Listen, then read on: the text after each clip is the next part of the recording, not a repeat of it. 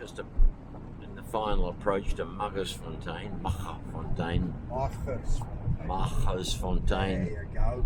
And this is game fencing along here, so there must be animals in there. But In fact, there's some springbok now coming up. see some springbok. There's Go Bokker. those ridges and those koppies with the rocks on them. So this is a landscape we're all familiar with by now if you've been watching these videos. Is the monument before or after the battlefield? Before. So we will be stopping at a rather large Boer monument for their dead. So we've arrived at Magersfontein. It's the Boer Memorial. One of those occasions, if I had a drone, it would be most useful, because if you go up into the sky and you looked at this, can you see how it would form a cross from above, or even a light aircraft? But you're going to have to take my word for it.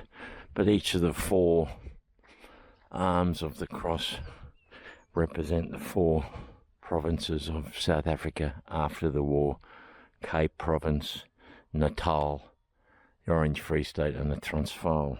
Now, in the new South Africa, there's something like 9 provinces. Gauteng and Mpumalanga, they're different provinces. I didn't quite get that until recently, understood what's going on. Anyway, these are burghers lost their lives at the battles we've been following as we've made our way here from Colesberg. We stopped and visited those actions along the railway line, Belmont, Modder River, Rasbaan. The beautiful smell of the rain overnight and the African veld has given it a rich African smell, earthy and spicy. Van Koppie, some names for us. Van Fabberspoed. I think they're just names. I'm not sure they're telling us. Oh no, they might be telling us actions. Yeah, I think they are actions. Perhaps. Of Kimberley, Van Kimberley. Okay, these are where these men came from, these names. So, say Combrink is from Van Venterdrift. The Joberts are from Boshoff.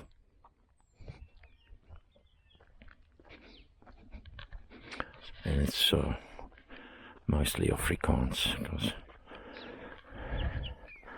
you know, these men need remembering as much as the British, because, oh my God, the bravery of them to stand up and say, you know what, we're not just going to hand you the keys to our land. If you want the keys, come and get them, but you're going to pay for them, and you're going to pay heavily. And we've seen that all through our travels in South Africa, from tiny little graveyards with British names to big military cemeteries, to huge plaques and memorials listing names. Here's a Scottish bugler. Yeah, little boy. Yeah. Oh, he has since been identified as a drummer, William Milne.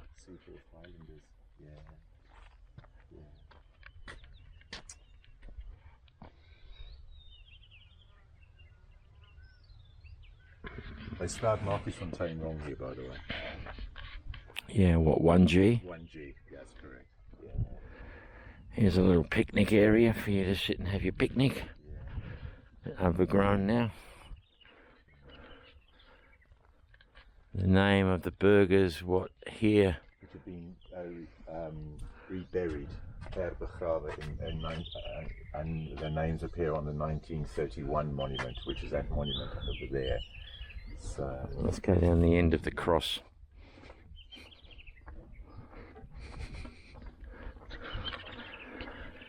On the other side of the fence is sort of a game reserve. We've seen a few African animals, all of the deer variety, on our way here, so it's quite a beautiful spot. A little overgrown. Someone's left a wreath over there.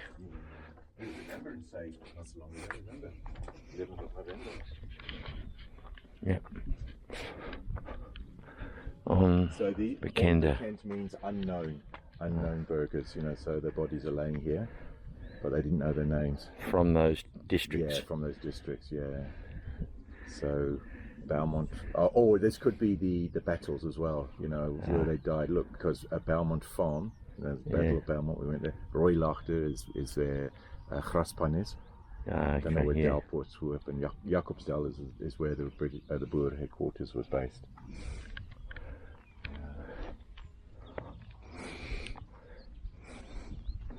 Unknown burgers. Okay. Oh. Oops, you're right. I thought I copped one for the team there. The Boers got one back on me. Yeah. Another grade I'd like to show you that here is this one over here on the right. Yeah, let's have a look.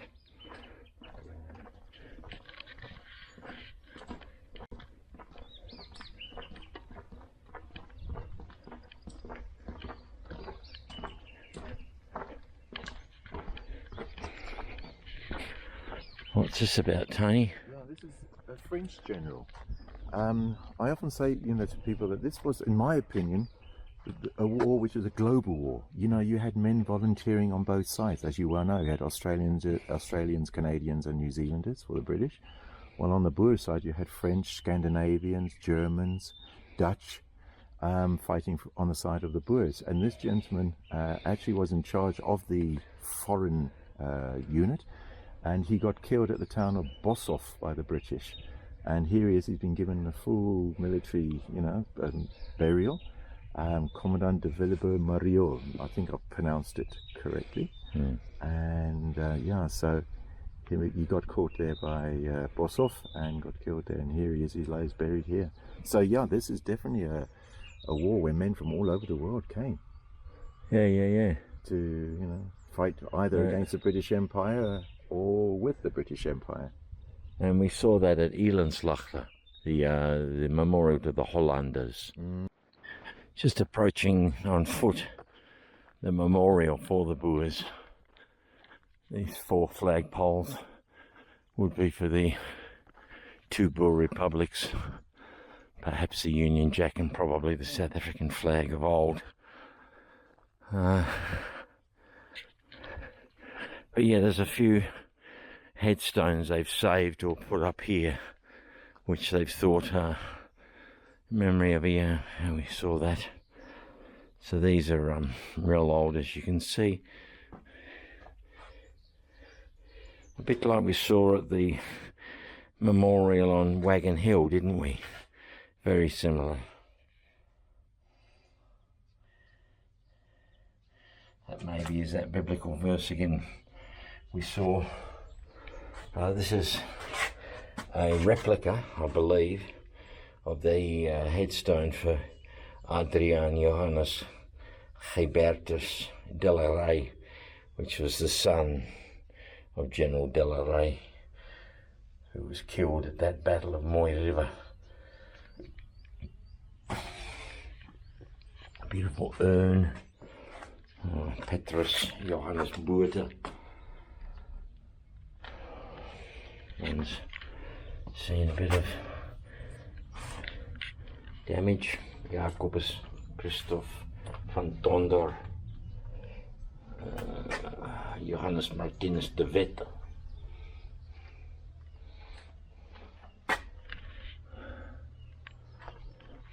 And I'll just show you this briefly.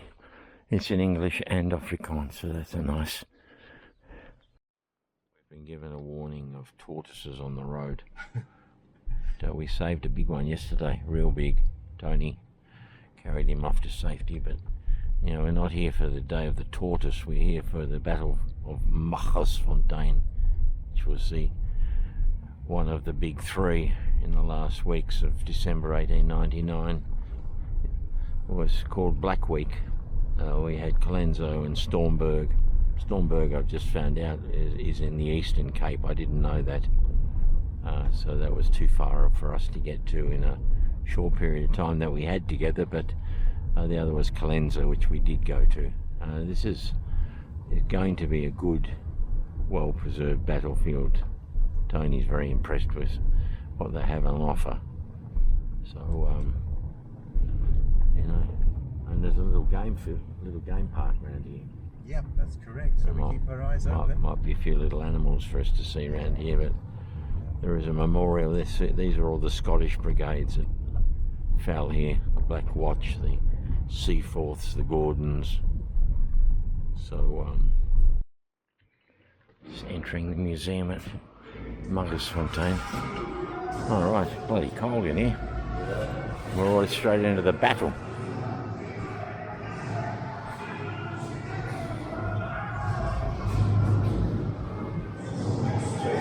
See the order with it described.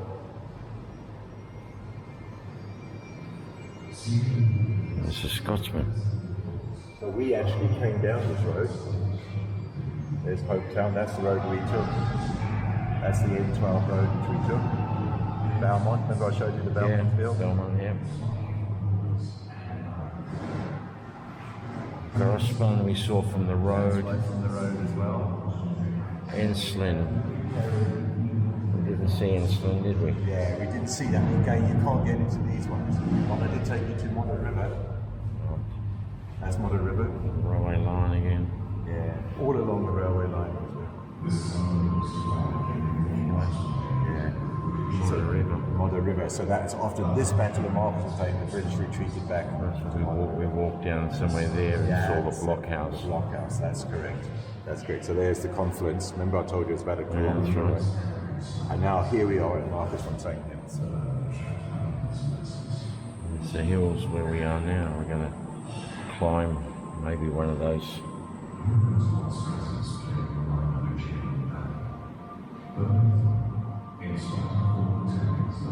Hard to follow all these lines and advances and retreats of the various British and Boer forces. Roberts is down here. Yeah. Roberts never entered Kimberley, eh? He was French. French diverts off. Yeah.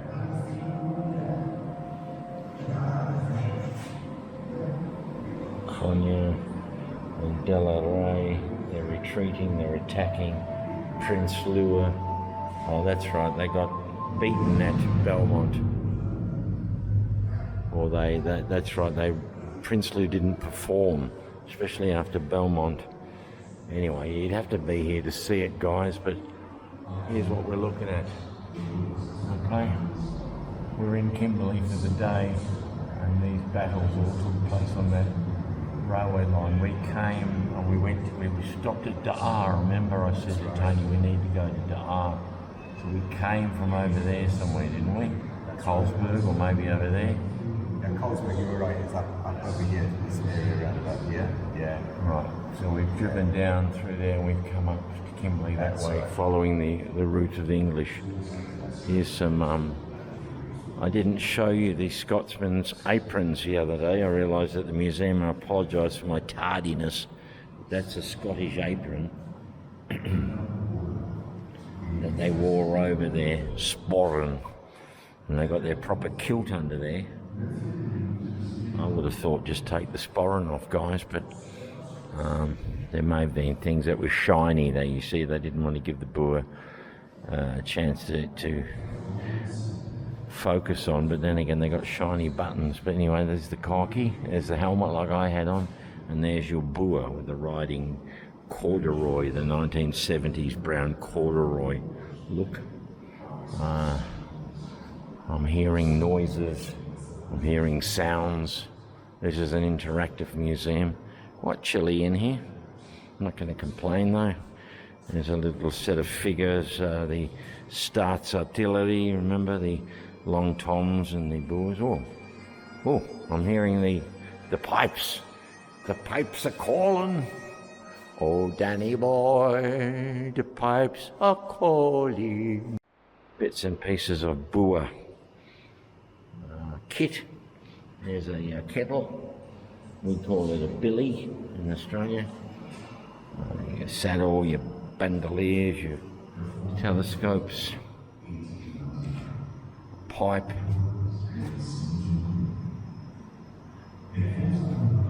Leather.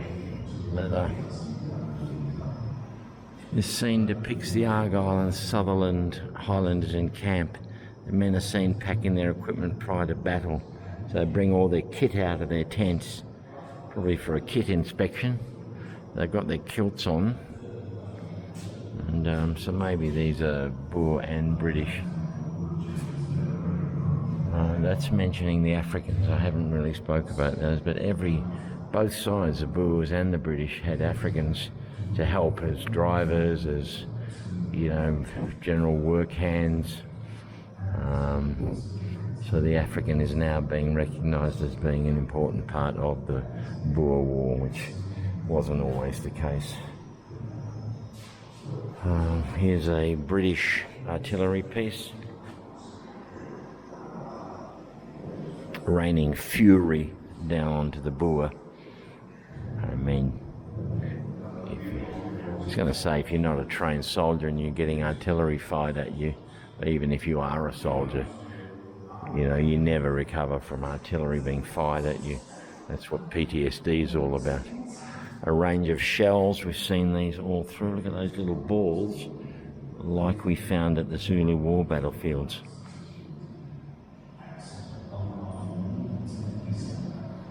Pom-pom shells to the right. Pom, pom, pom, pom, pom, pom, pom. Yes, they used reconnaissance balloons, folks, in the Boer War. They tried out observation balloons.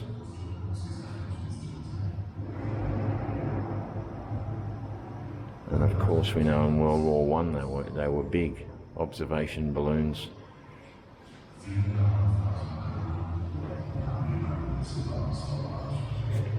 Lord Methuen, that's who we're dealing with here. We've been seeing the last few days was Lieutenant George General Lord Methuen.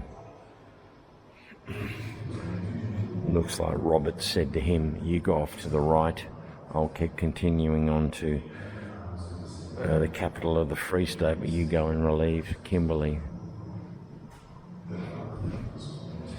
Here's some Boer gunners. Pom-pom team was taken at Magersfontein. Riflemen are armed with Mausers. The artillery man, that guy is carrying a Lee Mitford and bayonet, a British gun. Here's your pom-pom machine gun.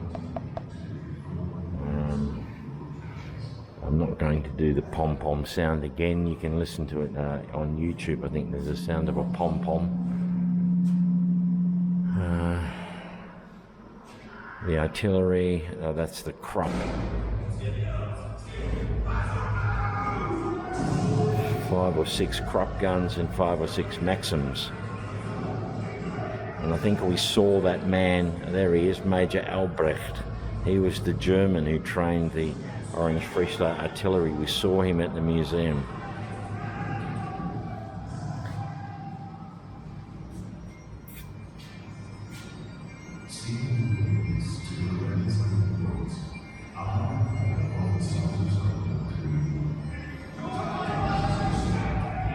Yeah, so they didn't, the Boers held back with their artillery. They waited till the British were where they wanted and then poured hellfire onto them.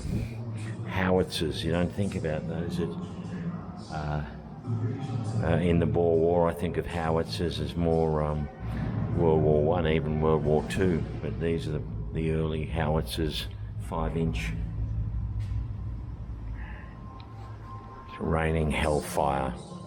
The artillery officers calmly surveyed the enemy's trenches through their glasses, gave the order, and then bang, bang, bang went the 6 guns, one after the other. The reports, the scream of the shells, a loud explosion as they struck the kopje. The echoes repeated, the deafening roar was tremendous, but mostly ineffective, as I think we're going to find out. They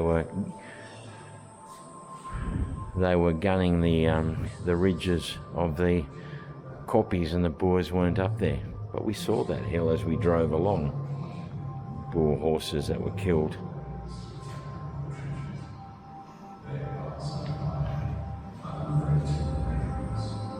But once the Once again, we're going to find it, but once the Boer artillery made themselves known, as the Highlanders advancing,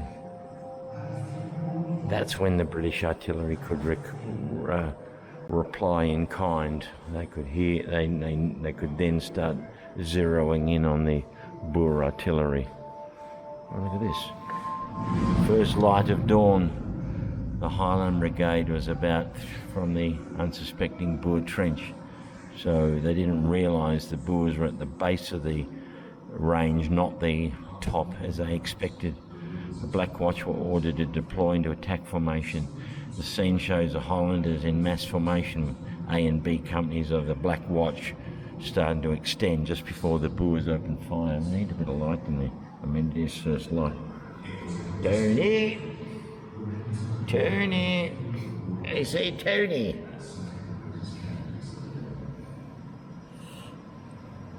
Look at this, it might help a bit. Oh, there you go. There's the morning light for the Black Watch on their way up to the ridge, they think. Little do they know, they're just dead in front of the Boers, who are laying down in a trench formation, and they've laid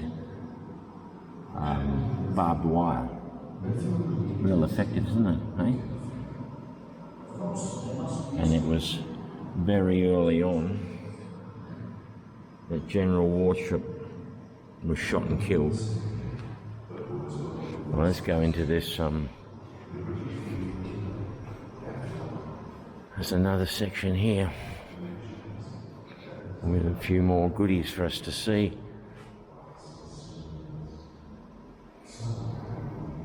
Boer spies. It's suggesting that the Boers and the British used Africans as spies too, and that makes sense. You know, just keep an eye out, tell us where they are, what they're doing. It says the entire population was dragged into the war. Blacks, coloureds and Indians played key roles.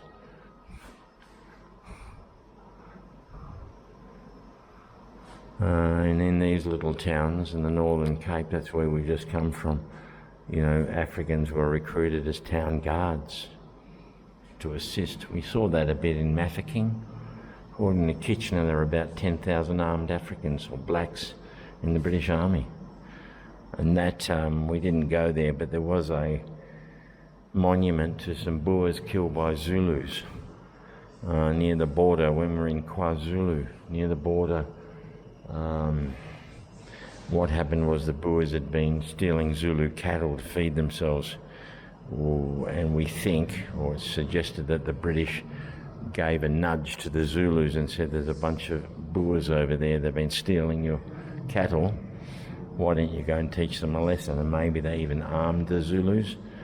But the matter is that there were quite a number of Boers killed by the Zulus, and they think that was another factor in persuading the Boers it might be time to hang up the, you know, to end this war, because if the Africans were going to get involved, it was not going to be a good outcome. But these are some of these beautiful carved hilts of the guns that we've seen throughout our travels. Sometimes they would leave their battles, their name, and maybe their commando they were assigned to, and you might see their battle honours on the hilt of their rifles. This is your Webley revolver that the British officers carried. As I suggested, that ring at the end is probably to put a rope on, and you attach it to your holster so you don't drop it when you need it. This is the fella that we've been talking about, and there's there's a little baby huntsman. I think he was a German. 1871, Major Albrecht served with the German forces during the Franco-Prussian War. He probably saw an ad in a paper for a wanted artillery officer to train Orange Free State Corps. 1879, he came over, modelled the Corps on the Prussians. 1894, Albrecht visited Germany, and he was given a blank checkbook to go and buy some artillery pieces. And during the Western Campaign, he saw action at Belmont. We've been there. Hrasban we saw from the road, Modder River, we went to Ensslin, nothing there to see, and Magersfontein. So all the battles we've seen in the last 24 hours. Oh, look at that. They attacked